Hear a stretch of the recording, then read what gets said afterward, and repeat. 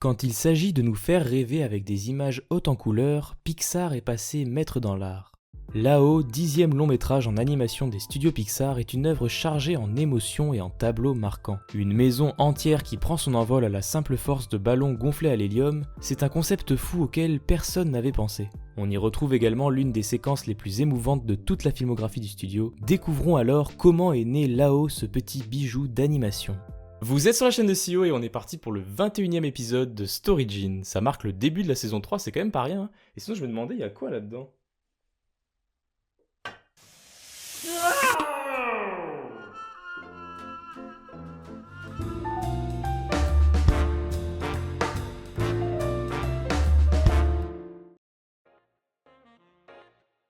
Vous avez sûrement déjà ressenti dans votre vie un besoin de vous évader de votre quotidien.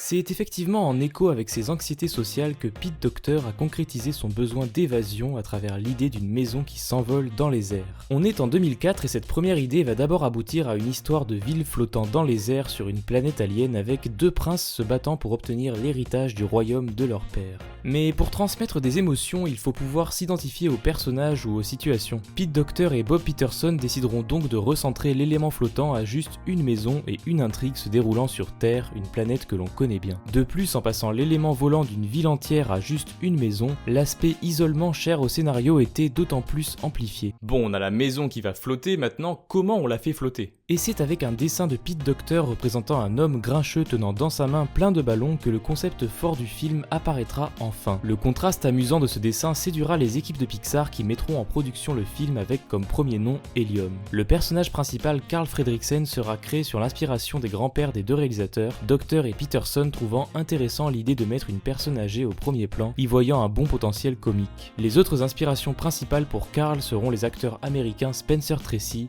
Walter Matthau et James Whitmore. Un condensé de papy grincheux, voilà la recette pour créer un personnage impactant. Pour le design de Carl, on remarquera qu'il n'a pas toutes les caractéristiques d'un vieil homme. Il a une peau relativement lisse, sans taches brunâtres, et il n'a pas de touffes de poils lui sortant des oreilles ou des narines. Ce design plutôt clean sera choisi afin de rendre Carl plus attachant. Des éléments tels qu'un appareil auditif, une canne et quelques rides rendront tout de même son vieillage assez évident. De plus, les animateurs auront certaines consignes pour renforcer la vieillesse de Carl à travers ses mouvements. Ils devront limiter les rotations de sa tête à 15-20 degrés maximum avant d'impliquer le torse pour une plus grande rotation, et ils devront faire attention à ce que Carl ne lève jamais les bras trop haut pour amplifier le manque de muscles et de souplesse propre à la vieillesse. Pour la forme de son visage, elle s'explique par un choix graphique sur l'ensemble du film. Les formes carrées représentent le passé et les formes circulaires représentent le futur. C'est pour ça que la tête de Carl ainsi que de nombreux objets de sa maison ont une forme carrée, là où on retrouve des formes arrondies pour les ballons bien sûr, mais aussi pour la forme du visage de l'autre protagoniste, Russell. Le personnage de Russell a été ajouté pour créer une dynamique amusante et contrastée avec Carl, faisant de Là-haut un buddy movie. Le design de Russell serait inspiré de Peterson quand il était enfant, il s'agit du réalisateur d'Élémentaire, le dernier Pixar en date, dont ma critique à chaud est déjà disponible sur la chaîne. Le scénario a connu certains changements importants. À l'origine, Carl devait faire le choix de s'envoler uniquement dans le but de rejoindre sa femme montée au ciel avant lui.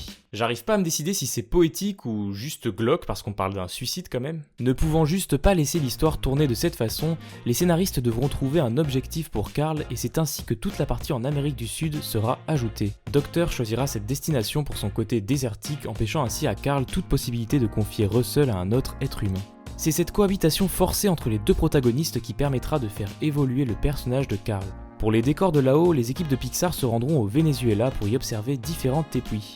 Ouais, un tépuis je connaissais pas non plus, mais c'est ces fameux hauts plateaux avec des contours particulièrement abrupts. Ils prendront ainsi des références du mont Roraima, du tépuis Kukenan, ou encore le Salto Angel qui n'est autre que la cascade avec le plus grand saut du monde d'une hauteur de 807 mètres. Pour aller de pair avec ces décors atypiques, il fallait des animaux également particuliers. C'est donc au zoo de Sacramento que les animateurs observeront un lophophore resplendissant, l'espèce d'oiseau sur laquelle sera basé le personnage de Kevin. D'ailleurs, Kevin devait à la base pondre des œufs ayant un effet fontaine de jouvence, donc rajeunissant, expliquant l'incohérence au niveau de la différence d'âge entre Moons et Carl. Moons ayant 23 ans au début du film quand Carl n'en a que 9, il devrait avoir 92 ans quand on le revoit dans le temps présent où Carl, lui, a 78 ans, ce qui, au vu de son apparence, ne semble pas être le cas. Cette idée d'œuf rajeunissant sera finalement abandonnée à cause de son côté trop magique faisant tâche avec le reste du film.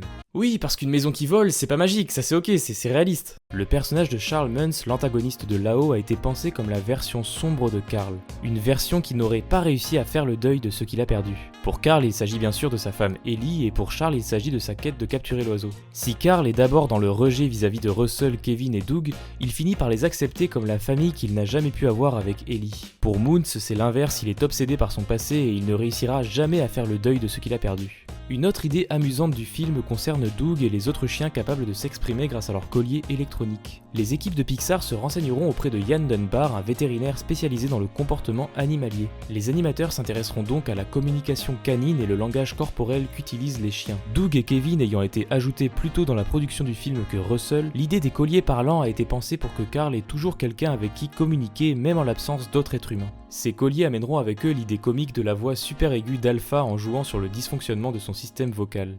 On ferait mieux de lui dire que quelqu'un a pris l'oiseau, pas vrai, Alpha? Non. Dans nos filets, l'oiseau ne saurait tarder à tomber. Suivez ses traces, mes braves, et vous verrez que le maître saura récompenser vos efforts comme il se doit. Parmi les nombreuses influences de Lao, on peut citer Dumbo, Le Magicien d'Oz, Peter Pan et les œuvres de Hayao Miyazaki. Ah, dès qu'il s'agit de raconter une histoire qui fait rêver, le petit Miyazaki il est jamais très loin.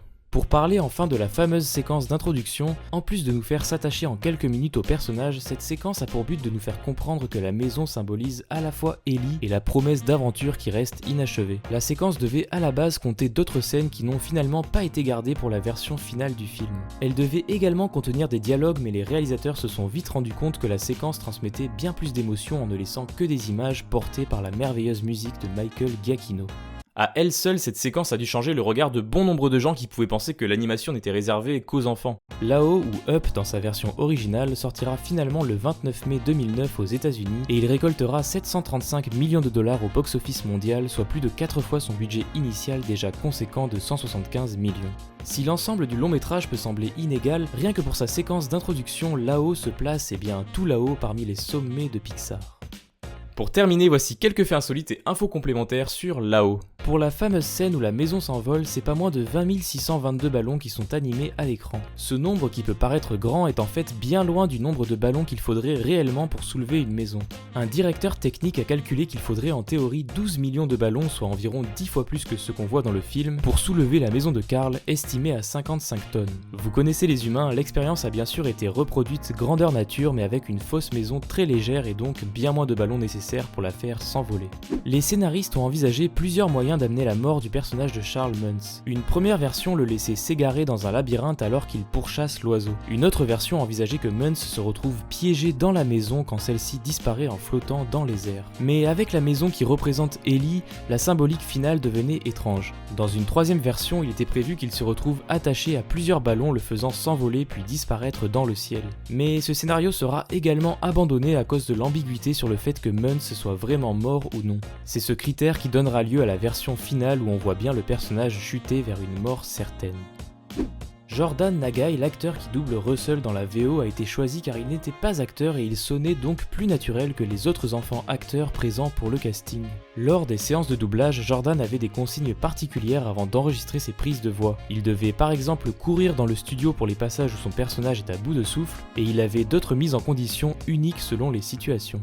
Et c'est sur ce dernier fait que s'achève ce Storyjin. J'espère qu'il vous a plu, je me suis dit que pour lancer la saison 3, rien de tel qu'un Pixar, et celui-ci était déjà demandé 2 fois. Puis bon, il allait forcément y passer tôt ou tard, là-haut c'est pour moi un des meilleurs longs métrages du studio. Pour rappel, n'hésitez pas à utiliser l'espace commentaire pour soumettre vos suggestions sur une œuvre ou un personnage à aborder dans ce format. Si vous aimez l'animation, vous êtes au bon endroit, vous pouvez vous abonner à cette chaîne et me suivre sur mes réseaux. On se retrouve d'ici 2 semaines pour une nouvelle vidéo comme d'habitude. Sur ce, c'était CEO, ciao, à la prochaine.